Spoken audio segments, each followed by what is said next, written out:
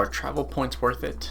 Should you redeem your hard-earned points so that you can fly to Bali? Or should you just take the cash and run? Does that monster annual fee actually make sense to earn 3 points per dollar you spend? Should you just earn 2% cash back on everything you buy? So many questions and need answers.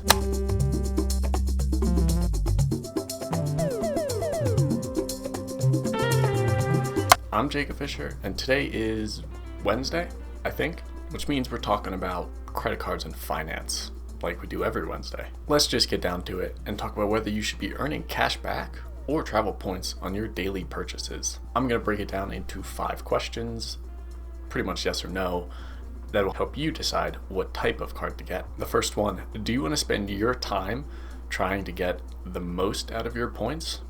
Time is money. Finding the best value for your points is essential if you have a travel card. If you don't want to go through all the effort of finding the best value and redeeming your points in the best way possible, then go for cash back. It's just simpler. Take this example. Hyatt in Beaver Creek is $855 to stay there for one night during the peak season, or it's 30,000 points. Marriott in Breckenridge costs only $400 to stay there, but it's 60,000 points.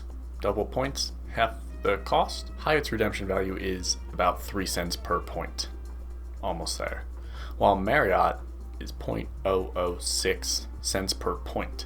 Obviously Hyatt is worthwhile using these points, but I had to do some digging to get this info. If you don't want to do any digging, then cash is king. Number 2, do you value airline or hotel status? Some travel cards offer you things like Hilton and Marriott Gold status, like the Amex Platinum, but for an annual fee. Other cards might offer Delta status, United status, American Airlines, all the above. They all have special cards. Do you value things like this? Would you rather earn them just by flying? Do you even want to earn them? Is it worthwhile to you to earn them? Are you loyal to a brand? If you don't care what hotel you stay at and just want to stay at the cheapest place, or maybe use Airbnb, or maybe you go camping, then you don't really rack up any points at a specific hotel chain.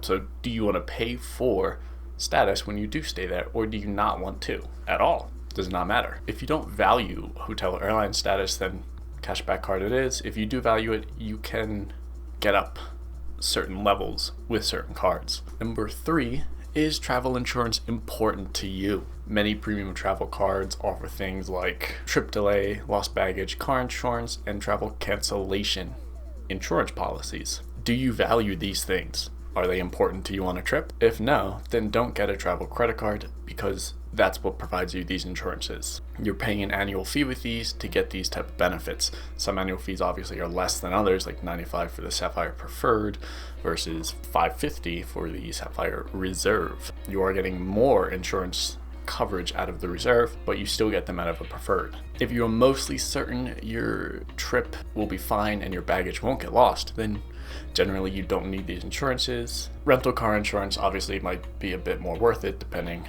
if your insurance covers it. Baggage, well, I never lost one. Knock on wood. I feel like I just caused myself to lose a bag, but hopefully not. If you don't want me to lose a bag, then give a little like. It'll prevent me from losing a bag. Maybe. Number 4, do you want to pay an annual fee? Most premium travel cards have an annual fee of anywhere from $95 to $550 or $5,000 with the Centurion card, the black card from Amex. If you don't want to pay an annual fee, then you probably shouldn't get a travel card. There are some cashback cards with an annual fee. Amex Blue Cash Preferred, I've talked about in a different video. It's a $95 fee. It gives you more cash back in certain categories. If you don't want to pay a single fee, then don't get a card that does that. Most cashback cards do not have a fee. If you don't want to pay a fee and want an easier time with your card, then get a cashback card. Number 5, the last question. What are your spending habits like? This should be a question for pretty much every credit card thing. What do you spend your money on? If you spend more money at the grocery store versus dining out, it would be worthwhile to get a cashback or rewards card that offers you more on certain categories. The Amex Blue Cash Preferred is 6% back at grocery stores on up to $6,000 a year. The Amex Everyday Preferred is 3 points per dollar spent. Both of them have the same $95 annual fee, The Amex Everyday Preferred, if you find good redemption values, can be worth anywhere from 3 to 6% in a cash value. If you find a good redemption value, it might be worth it. But if you don't want to spend the time doing that, then the Everyday Preferred just gives you 6% cashback base on grocery stores. If you want to know what the best cashback cards are, last video, you can check that out. There's a little link above and link down below. At the end of this, you might be thinking, I like to travel, but I don't want to spend money on a fee or spend hours trying to figure out exactly what to buy. That's alright.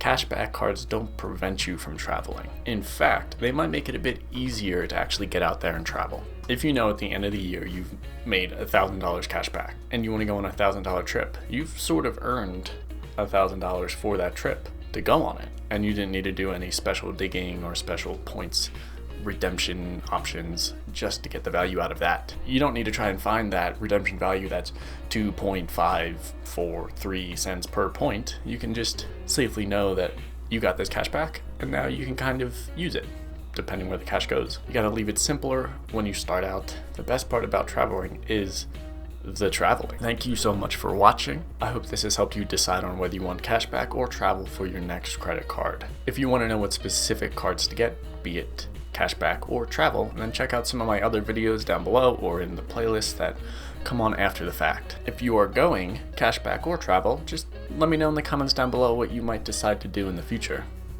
Until next time.